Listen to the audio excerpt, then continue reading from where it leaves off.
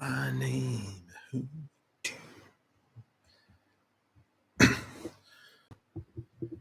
Okay, dudes, tribe, we are live. Let me just finish setting this up here. I'll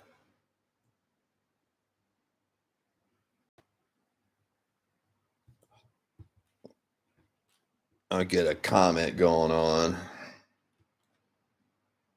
real quick. Pin it to the top. And even though we're doing a book review, let me set this down here. Get comfortable here. Let me take these bad boys off. Make sure they're off. Okay, now I'm ready. Got a little bit of crazy hair going on. Getting my hair cut today, so that's why my hair is a little bit crazy. I didn't want to do it and stuff like that. Have anything in my hair when I'm gonna get it cut. So looks a little bit cray, but that's okay. Lots of times I've been honestly just going live when I'm not fully ready, because sometimes I set up my whole thing and there's a conflict with the live and I can't go live. So now I go live, see if I'm live, and then if it works, then yes. Okay. So remember, we are doing a book review. We're continuing our book review of YOU². Yesterday, I didn't go live because I actually had a project I needed to finish for my stuff. And sometimes when I have a big project, it's hard to kind of go back and forth for me. Lots of times I just need to really focus. That way I can get it done. And lots of times when I go live, sometimes, after a live, sometimes it puts me in a mood to do other videos. My mind's thinking. So it's sometimes it's hard to jump back and forth between projects and stuff like that, which usually has nothing to do with YouTube and the tribe and all that jazz. But anyway, we're rocking and rolling. What chapter are we on? We are on chapter 13. 13 is called Seek Failure. I didn't preview this chapter. Of course, I read this book. I've had this book for at least a decade. And so this chapter, I'm hoping, is pretty good. Seek Failure.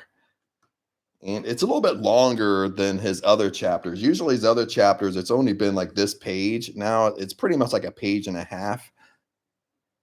So let me get my glasses going. And remember also, feel free to comment. Even though we're doing a book review, it doesn't bother me. Just because since I'm on the big screen here, I can see him pretty good. Sometimes I have to get really close, but it doesn't bother me. It doesn't. I mean, if I have a brain fart, I have a brain fart, but it doesn't bother me at all. So now let's get going here.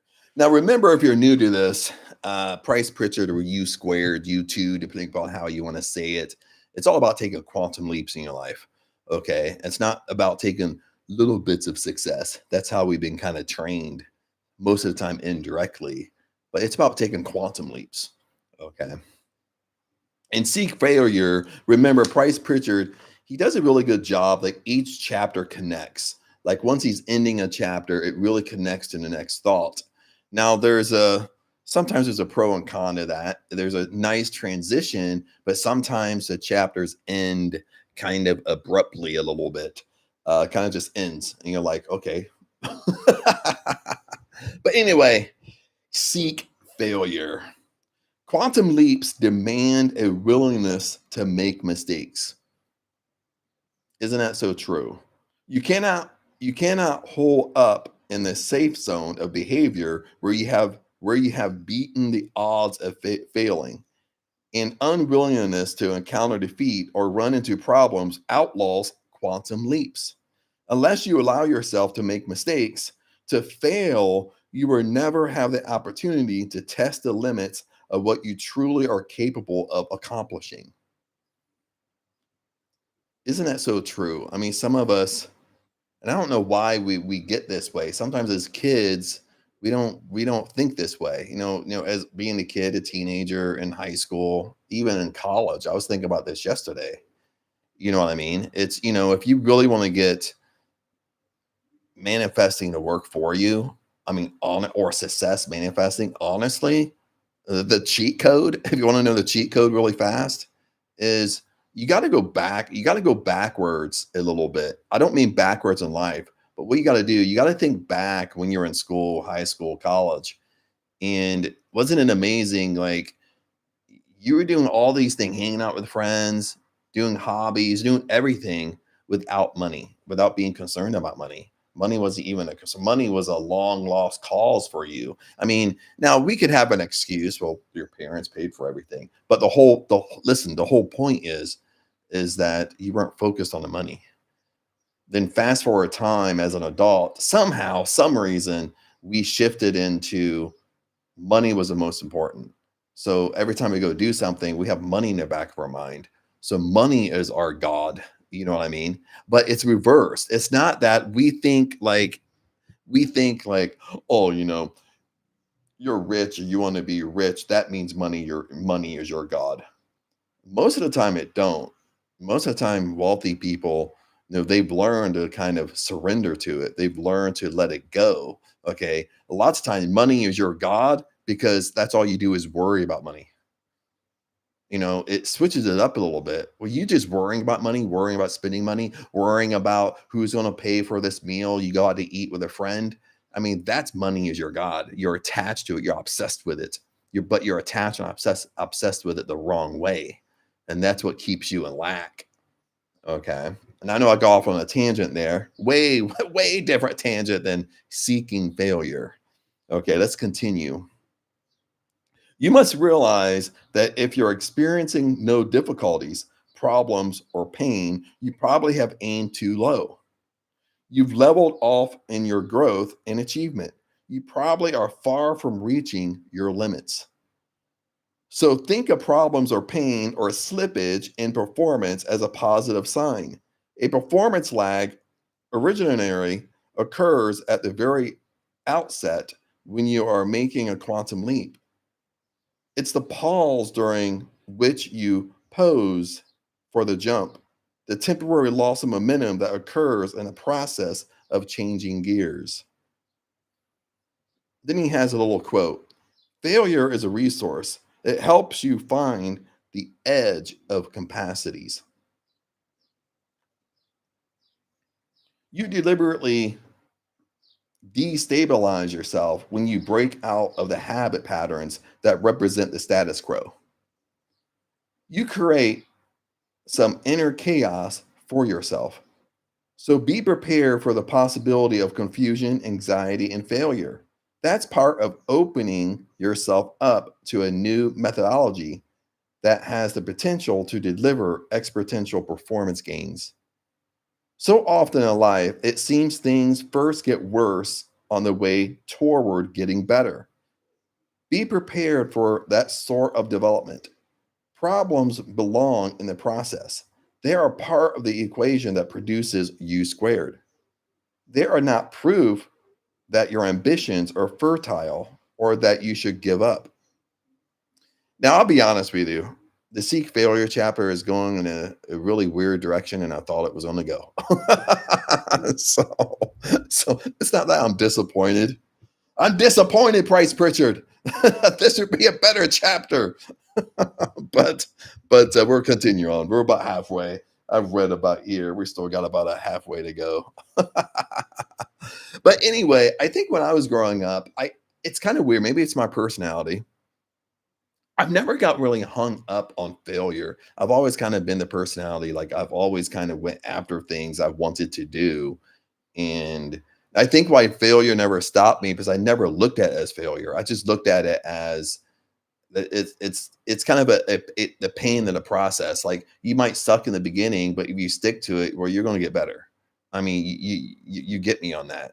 And it just never really held me back. The only thing I think that kind of holds me back if things are taking longer than they're supposed to be, meaning it's easy to kind of jump to something else because you think it's taken too long or you think there's a shortcut someplace else. You know what I mean? That maybe a more of a bad habit that I could have that I'm working on, like staying exactly to what I want to do. But I never looked at things, and I don't know if that's because when I was brought up, I was an athlete. I trained professionally in martial arts. I competed professionally in martial arts. So I think that kind of gave me a good foundation of not looking at failure as failure. It's just training. When you're looking at it from an athlete standpoint, you're just training. You know that if you train, you're gonna get better. You know what I mean? Even if I feel like I'm out of shape now, if I start going to the gym and training, even though it's an awkward phase because I'm out of shape, it's a very frustrating phase, you know.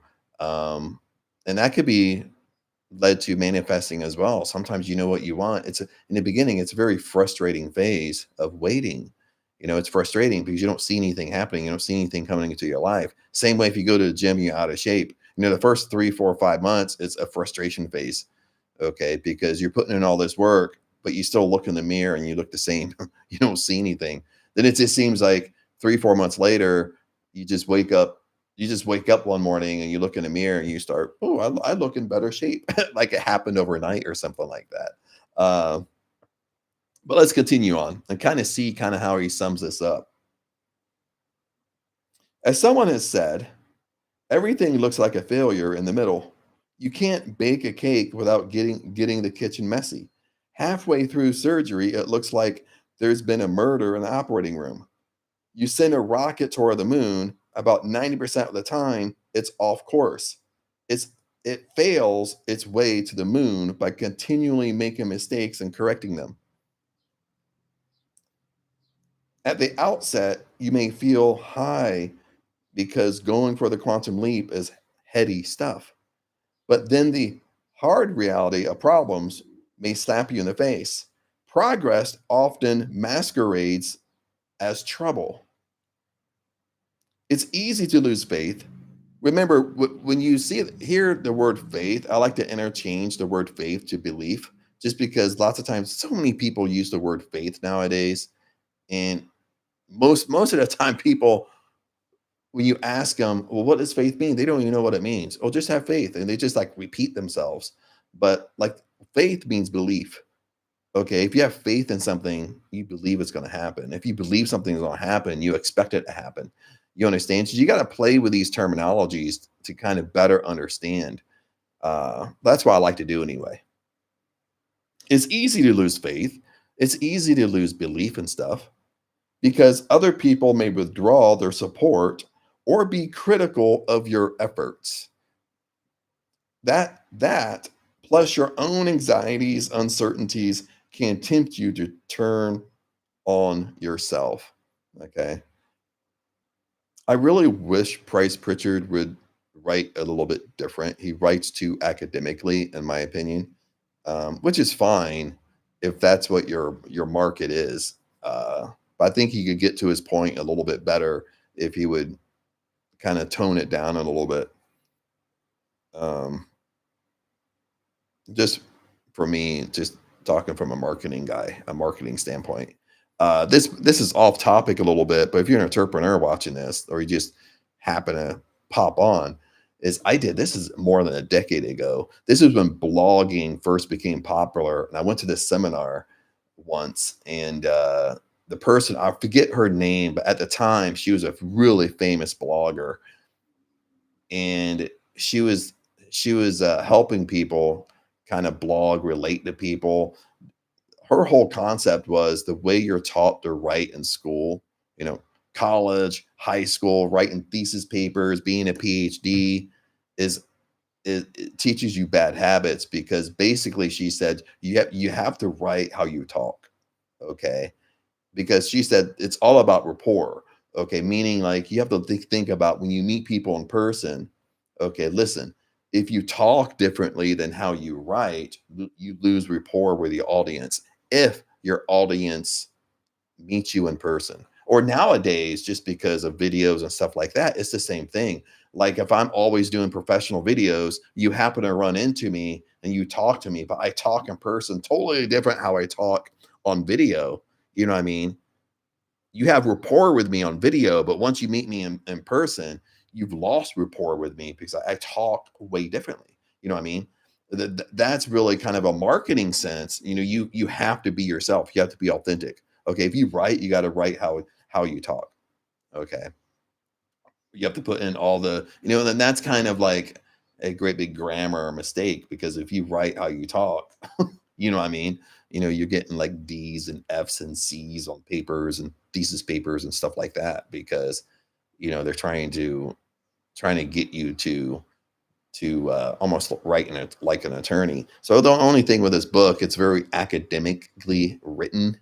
I wish you would write a little bit different, tone it down a little bit, because if you tone it down, you could get your point across a little bit more simpler. I'm not saying the sentences are complicated, but it's just when I'm reading it, I can feel like a separation, just for me. Where was I? It's easy to lose faith. It's easy to lose belief because other people may withdraw their support and be critical of your efforts. That plus your own anxieties and certainties can tempt you to turn on yourself. You see how he wrote? I mean, I hate to kind of fix it. You see how he wrote that? He could take that little paragraph and explain it a little bit more simpler. Okay, like you get me on that. Like me, I mean, he's basically saying that as you go after your dream life, like as you go after the things you want, people's not going to see it your way. People may make fun of you, or kind of indirectly make fun of you, say things in a different way. Oh yeah, yeah, yeah. You get me on that, and that can be discouraging, because lots of times what we do in the beginning, we run to our friends and best friends and families and siblings to let them know what we're going to do, and if they don't see it our way, lots of times that's where failure set that lots of times that's where failure sets in, unfortunately, because we kind of stop right there.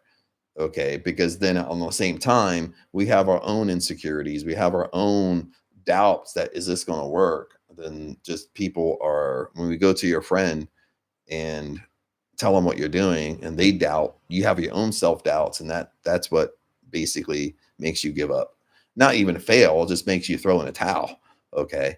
I thought about this even back in my sales days when I used to work in sales. Most people don't last in sales because when they get into sales, the first thing they do is try to sell to their family and friends. Once their family and friends don't buy from them, most of the time they quit sales.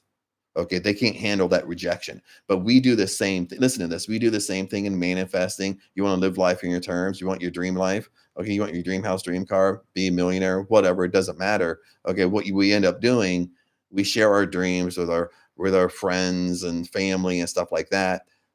Lots of times they can make fun of us, put it down, or say, you should think more realistically, Chad. Okay, you could go to your significant other and the person you live with, and they could do the same thing. So it makes you throw in a towel. Okay, you stop, you give up, you quit. Okay. To me, that's more kind of what he's talking about. In a simpler way. Okay, this is a crucial point in the process. Don't give up. Failure belongs here. It's a sign of progress. The stress will seduce you toward retreat to the safety of the status quo and trap of the familiar. Just remember this: failure does not mean you're defeated. All he's saying is this chapter I'm having a really hard time with, because he could use different words. So, what I mean? All he's saying is that, like, when he says like stress will seduce you toward retreat to the safety of the status quo, holy shit. Oh my god. Okay, what he's saying is, when you feel stressed, when you feel defeated, when you feel failure, okay, you want to run back to your comfort zone. Your comfort zone is your safe zone, but also your comfort zone is not your friend. Your comfort zone is not where your dream life is going. It's not where you're going to achieve your dream life. Okay, you're going to achieve your dream life outside of your comfort zone. Outside of your comfort zone is scary because it's uncomfortable. It's stuff that you've never done before. It's stuff that you're scared to do. Okay, that's why it's scary. That's why you want to retreat back. Makes sense. Actually, the struggle gives you strength. It's like tempting the steel or the soreness involved in developing a muscle. Difficulties are just evidence that you're learning and progressing. a lot of times, he's kind of spinning this like, I don't, I'll be honest, I really don't like this chapter. I don't like how he's really going with seek failure, because it's really your own, it's really your perception. Okay. Listen to this. It's really your perception if you think something positive or negative. It's your perception. Okay. It's your perception if you think something is negative. It's your perception if you think you fail at something. It's just your perception. It's your perception if you think something is bad happening to you in your life. It's only your perception of it. Your perception is what's making it good or bad. Okay. But what if there's nothing bad happening in our life? Okay. Because listen, everything is happening for you, everything is happening for your benefit. So if you look at it that way, if I perceive something as negative and I stop myself for a second and I say, you know what, it's happening for my benefit. When I start thinking that way, your mind flips it into a positive, meaning there's something to learn through it. Okay. Maybe it's patience. Maybe it's not to flip out. You know what I mean? That's what I really think. So, like I'm saying, I'm really struggling with this chapter, where he's going with this chapter.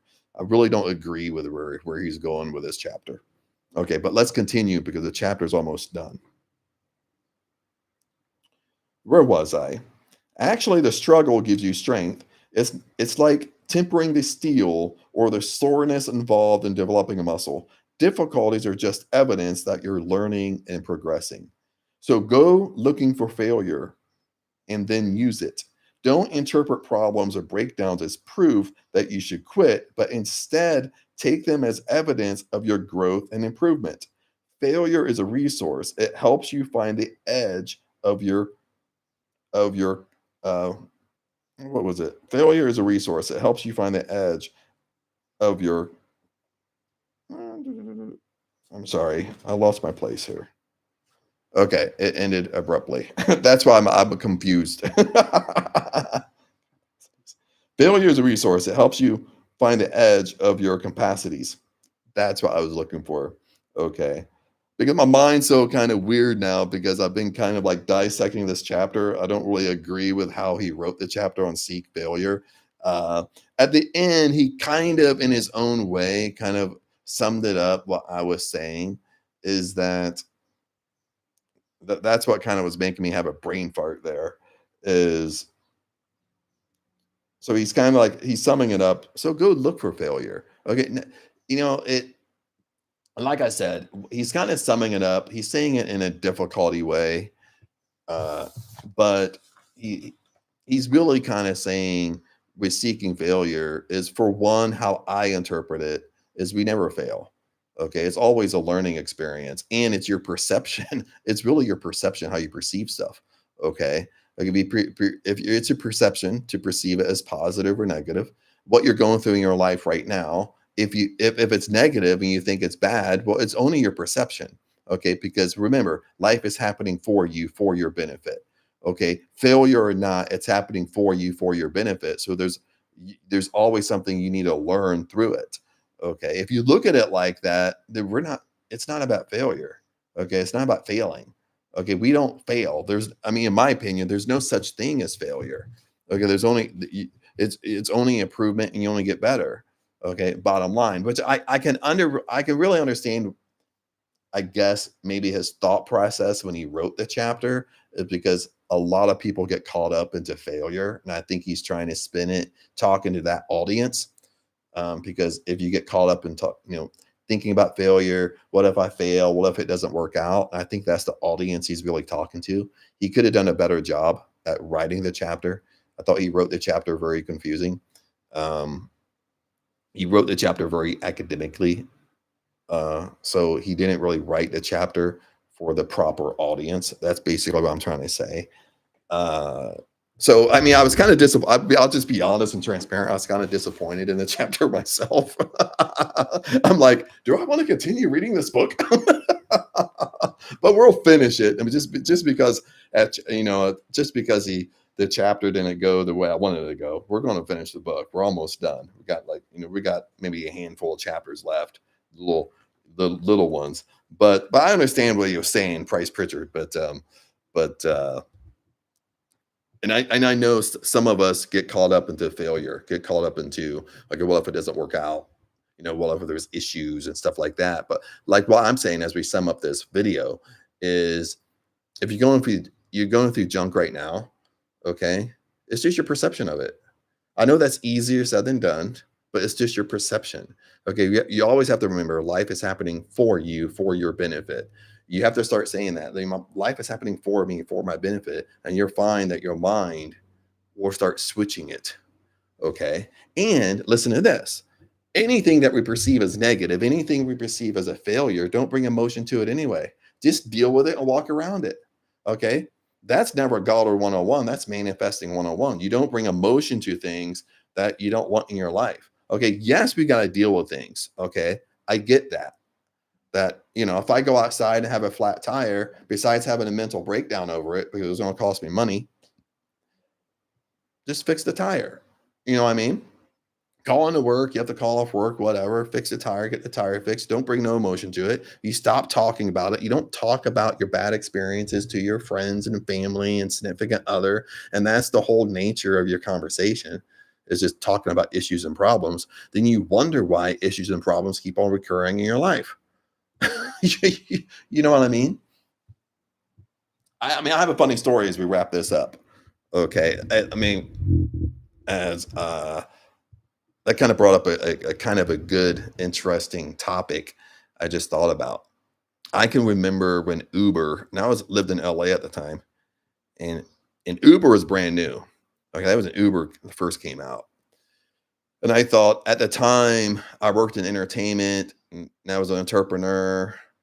And at the time when Uber was new, you actually made pretty good money doing Uber because it was a brand new company. Plus, they wanted people to drive and stuff like that. You actually made pretty good money with it. So I thought, I'll try it out. Because I could do it when I'm bored in between me working in entertainment, being an entrepreneur and stuff like that. Just be extra money. And I forget how they marketed it. Your side hustle. Stuff like that. I didn't do it very long, but what I noticed is when I did Uber way back in the day, and I would pick up people, and sometimes you would pick up people after they ate in a restaurant. There would be with their significant other, boyfriend, girlfriend, whatnot, husband, wife. And honestly, I could say honestly, almost hands down, like 9 chances out of 10, their nature of their conversations was actually talking about people, making fun of people. No, the same people they ate dinner with, okay, after I pick them up, they're talking about the person in a negative way the whole ride home. I'm just like scratching my head, like, holy, I'm just like literally like, oh my God, this couple don't shut up. Like, I'm gonna tell them to be quiet. Like, stop talking about people. Okay. And then, that's what I realized, like when I did that for a short time, every time I picked people up, if they were on the phone talking, they were talking about somebody or talking negative. If it was a couple in a car, their whole nature where their significant other was just talking flipping negative. If you took out, listen, it sounds comical. If you told them, like, stop talking about people, stop talking negative, stop complaining about your problem, you know what? They don't know what to talk about to their significant other, because that's the only thing they talk about to their significant other, whining and flipping, complaining. And they wonder why issues keep on reoccurring in their life that they don't like. And if you're doing this, you're doing the same thing. You wonder why you constantly have issues in your life because you're doing the same thing. Watch the nature of your conversations that you're having. To me, like when I did that, it was kind of comical to me. I just couldn't believe it. That's honestly why I stopped doing it. One, Uber kind of got kind of crazy. They started paying pretty bad. But then I couldn't stand being in a car with people, like just talking negative, or all they want to do is listen to music. I'm just like, okay, no, no, homie, don't play that. But I wanted to share that experience with you because it was just like literally, I'm not even joking. I know I'm rambling, but 9 out of 10 people, that's just in my experience going through that, their whole mindset is negative. No matter if they had professional jobs, they have a good job, whatnot. You're literally scratching your head like, dude, she works where? She's a manager where? Like, seriously? All she did is just sit in the car and whine and complain, and then she has this job. Where does she work? You can't even believe, like, some of these job titles people had when they got in your car. You're just like, "What?"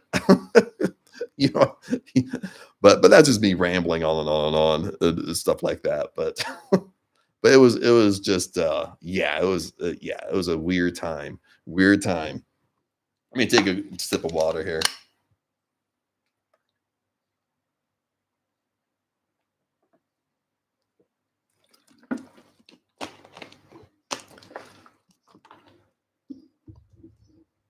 And yeah, so that's why I tell you, like, watch the nature of your conversations, watch what you're talking about, watch who you're talking. If you're whining and complaining about people, you got to stop that stuff. You got to cut that stuff out.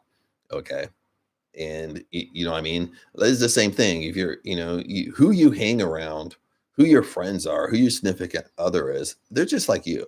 Okay. So it's like the same thing. You're hanging around people just like you. So if you're whining and complaining, talking about people all the time, well, everybody you hang around does the same thing.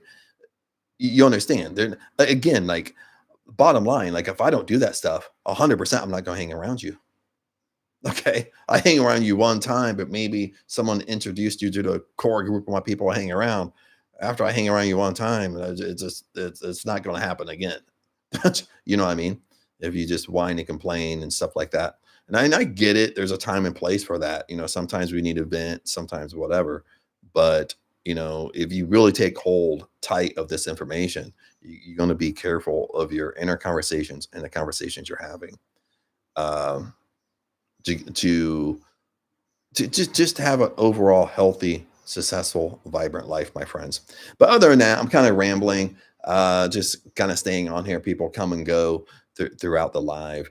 But anyway, we've been going about 30 minutes. So it's about time to wrap this baby up. I know I jumped on a little bit later today, but I do apologize. I'm trying to get a little bit more. I am in Thailand, so it's always a weird time. But but I am trying to kind of jump on earlier and earlier if I'm in the mood. But other than that, remember, tribe, I love you, and I'll see you tomorrow on the next live stream. Peace out.